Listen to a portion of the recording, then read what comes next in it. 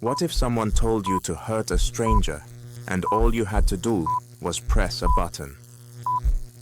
Would you do it?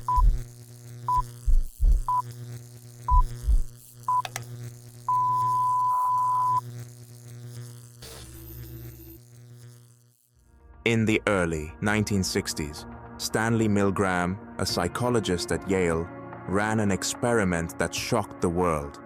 He wanted to understand why people follow orders, especially if those orders might harm others. This was shortly after World War II. And Milgram was curious how ordinary people, just like you and me, could be led to hurt others, as Nazi soldiers had done. What he found was disturbing and has changed our understanding of obedience and authority. The setup was surprisingly simple. People volunteered, thinking they were helping with a study on learning and memory. Each volunteer was assigned to be a teacher, while someone else, who was secretly an actor, would play the role of learner.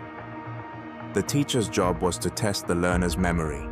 If the learner got a question wrong, the teacher had to press a button to give the learner an electric shock.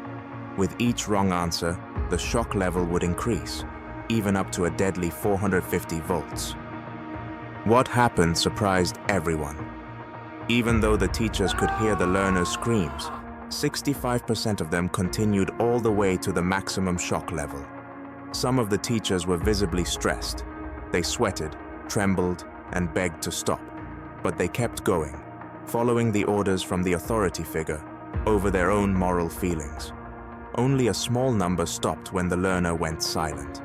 Milgram's experiment showed that ordinary people could be led to harm others if an authority figure told them to. He found that the power of authority could make people do things they would never normally do.